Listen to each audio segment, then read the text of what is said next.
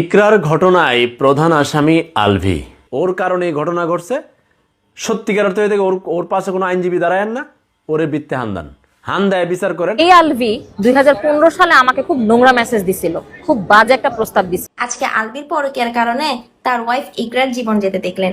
আমি অনেকগুলো মানুষকে কি মারবো। আজকের ভিডিওটি অত্যন্ত গুরুত্বপূর্ণ। আমি আশা করব যে আপনারা সম্পূর্ণ ভিডিওটি দেখবেন, আর এই সম্পূর্ণ ভিডিওটি দেখলে আপনারা বিস্তারিত জানতে পারবেন। আপনাদের কাছে আমার ছোট্ট একটি অনুরোধ, যদি আপনারা আমার চ্যানেলে নতুন হয়ে থাকেন তাহলে সাবস্ক্রাইব করবেন, পাশে থাকা বেল আইকনটি বাজিয়ে দিবেন। আর এখন চলুন কথা না বাড়িয়ে এক এক করে ভিডিওগুলো দেখে আসি। ইকরার ঘটনায় প্রধান আসামি আলভি, এখন সে কি গ্রেফতার হন বলছে, তাকে গ্রেফতার করা উচিত, তাকে বিচারের আওতায় নেওয়া উচিত। কিন্তু বাংলাদেশের প্রেক্ষাপটে আমি আপনাকে যদি বলি, প্রতিদিন মিনিমাম বাংলাদেশের মানুষই মিনিমাম 20টা মানুষকে দুনিয়া থেকে নাই করে দেয়।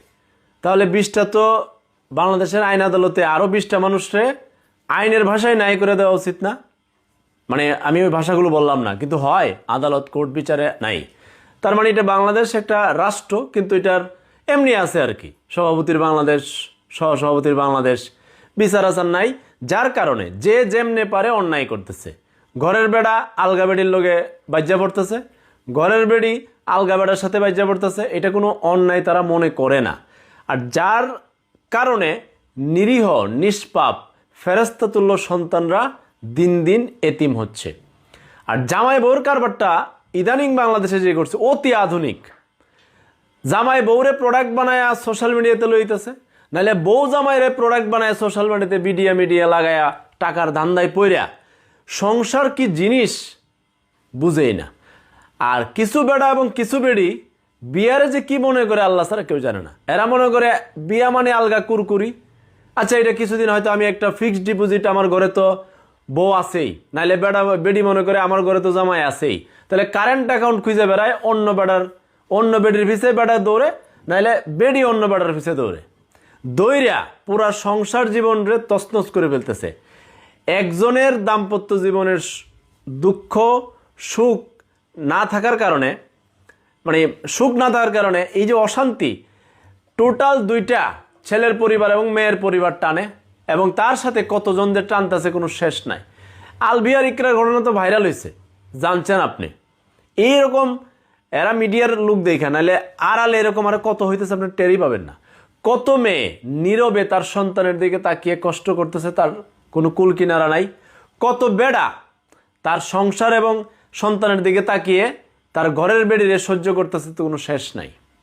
কিরে বেড়াইন আর কিরে বেটাইন, সংসার যে করলি, তো সন্তান পবিত্র, স্ত্রী পবিত্র, সংসার একটা আল্লাহর মেহেরবানি আশীর্বাদ, এটার দিকে না তাকায়া বেড়াইন তোর আলগা বেটির পিছে দৌড়সকে, আর বেটাইন আলগা বেড়াইনদের পিছে দৌড়সকে। মানে পরের ঘরের তরকারি এত মজা, মানে ঘরের বিরিয়ানি তোর ভাল লাগে না, পরের ঘরের পচা শুটকির তরকারি তোদের মজা। এই যে আলভির ঘটনা যে মেয়ের সাথে আসতেছে, সোশ্যাল মিডিয়াতে লেখালেখি হচ্ছে, মিডিয়ায় বলা বলি হচ্ছে, ওই মেয়েটা আরেক বেটার সংসারও ভাঙাতে হয়েছে। তো এই যে এই সেরিটা আয়া এন আলভির সংসারের ভিতরে ঢুকিয়া এনে আরেকটা সংসার শেষ করলো, এর বিচার হওয়া উচিত না? আলভির বিচার হওয়া উচিত না? যে এই ধরনের অন্যায় করতেছে, রাষ্ট্রীয়ভাবে ওদেরকে বিচারের আওতায় যদি না নেওয়া যায়, এই রাষ্ট্রে এই ধরনের অপরাধ আরও বাড়বে। আরও অনেক বাচ্চা হয় মা হারাবে, নাহলে বাপ হারাবে, শেষ। মানে কুল কিনারা নাই আপনি। এই যে এই অপরাধের মাত্রা কি পরিমাণ বাড়ছে। আরে আধুনিকের মায়েরে বাপরে, মানে ঘরে আছে অনেক সময় বেড়ি করে কি, হ্যাঁ এর বিশ্ববিদ্যালয়ে পড়ছে, নাহলে কলেজে পড়ছে, ফ্রেন্ড সার্কেল নিয়ে খুব মাস্তি। বেড়া যেটা সহ্য করতে পারতেছে না, হ্যাঁ এটা বুঝেই না। আবার অনেক বেড়া আছে হয়তো গ্রামের একটা মেয়ে বিয়ে করে আনছে, অথবা নাহলে শহরে বিয়ে করছে, এবার হের বিশ্ববিদ্যালয় হ্যান তেল লইয়া একটা মজ মাস্তি পার্টি কেক খাওয়া খাওয়াই চলে। হের ঘরের বেড়ি যেটা সহ্য করতে পারতেছে না, এই বেড়া এটার বোঝার ক্ষমতাই নাই। যেই বেড়া এবং যেই বেড়ি সংসারের এই বিষয়গুলো বোঝার ক্ষমতা নাই, তোরা সংসারই করিস না, তোদের বিয়ে করার কোনো মানে নাই। তো তোরা তো আলগা কুরকুরানির মানুষ, তোরা সংসার বুঝোস, পবিত্রতা বুঝোস, সন্তানের দায়িত্ব কি যে বুঝোস না। তোদের সংসার করার কোনো অধিকার নাই। আর দেখবেন অল্প বয়সে কুরকুরানির ঠেলায় সমবয়সী একই ক্লাসমেট দেখবেন বিন্দায় এলছে, বিন্দায় বিয়া করে লাই, গাছের তলে থাকবাম, কই খাইবাম, কিচ্ছু নাই। সমবয়সী বিয়ার মধ্যে বাজ্যা পড়ে, কিছুদিন পরে আবেগের কুরকুরানি শেষ, এবার কয় সংসার ভাল লাগে না, বউ ভাল লাগে না, জামাই ভাল লাগে না। আরে বেটা তোরার যে ভালো লাগে না, তোরা তো 2-3টা সংসারের বাচ্চা কাচ্চা একটা পুরা নাশ বিনাশ করে আনলি, কতজনের অশান্তির কারণ তোরা। একটু বাজ বিচার বিবেচনা করিয়া বিয়ে, সংসার, সন্তান বিশাল বড় পবিত্র আমানত, একটু হুশ বেহুশ করিয়া বেড়ান বেটেন চইল। আর আলবিরে যেভাবে রিপোর্ট হচ্ছে ধারাবাহিকভাবে, ওর কারণে এই ঘটনা ঘটছে, সত্যিকার অর্থ হয়ে থেকে ওর পাশে কোনো আইনজীবী দাঁড়ায়েন না, ওরে বৃত্তে হান দেয় বিচার করেন, ভবিষ্যতে আর কেউ যেন এই পুংরামিতে না যায়। ওই নোকিয়া বিলুপ্ত হয়েছে, প্রক্রিয়া আর বিলুপ্ত হয় না।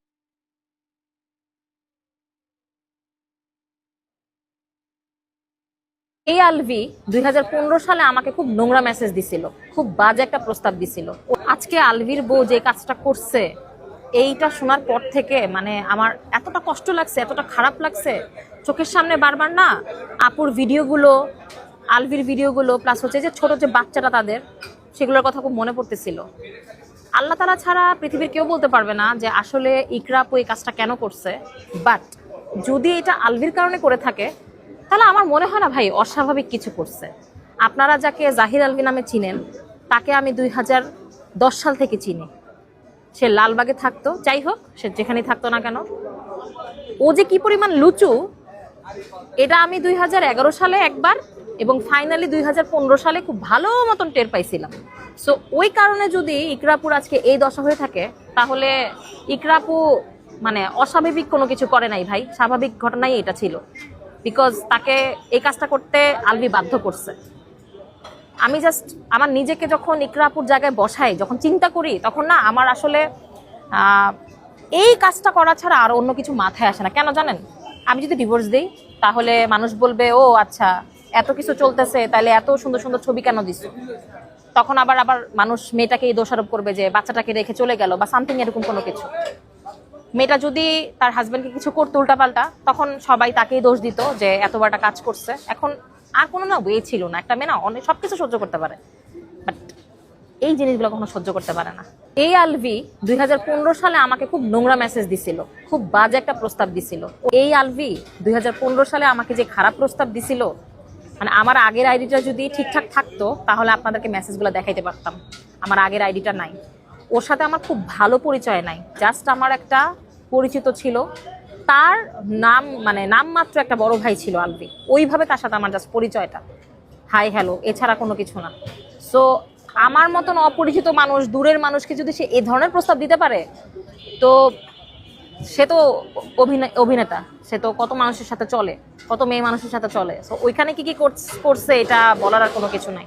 আর ইতিমধ্যে হয়তো অনেকেই জানছেন, এটা আমি রিসেন্টলি আজকেই জানতে পারছি যে ইকরাপু নাকি অনেকদিন ধরেই ট্রাই করতেছিল চাকরি করার, আলাদা করে থাকার, একা একা থাকার, হোস্টেল খুঁজতেছিল, মানুষের মানে পরিচিত যারা ছিল তাদের বাসায় রুম ভাড়া নেওয়ার চেষ্টা করতেছিল। সো ওভারঅল সবকিছু চিন্তা করলে না, মানে ভাই সবকিছু প্রমাণ দরকার হয় না, সবকিছুর একেবারে এভিডেন্স দরকার হয় না। মানুষের জ্ঞান আছে, বুদ্ধি আছে, মানুষ বুঝতে পারে। আমি জাস্ট চাই আল্লাহ তাআলা যেন ন্যায় বিচার করে, দ্যাটস ইট। আজকে আলবির পরকীয়ার কারণে তার ওয়াইফ ইকরার জীবন যেতে দেখলেন, কিন্তু এরকম হাজার হাজারো ইকরা আছে যারা কিনা স্বামীর পরকীয়ার কারণে নিজের জীবনটা দিয়ে দেয়, আর আলবির মতো পোলাগুলা নিঃসংকোচে পরকীয়া করে বেড়ায়। আসলে অনেকেই বলে শূন্য পকেটে নাকি যে নারী হাত ধরে সে নারী নাকি সাকসেস হওয়ার পর পুরুষের রানী হওয়ার যোগ্যতা রাখে। কই ভাই, কোনো মেয়ে তো রানী হওয়ার যোগ্যতাটা রাখে না, অথচ তারা যোগ্যতা না রেখে উল্টা নিজের প্রাণটাই দিন শেষে দিয়ে যায়।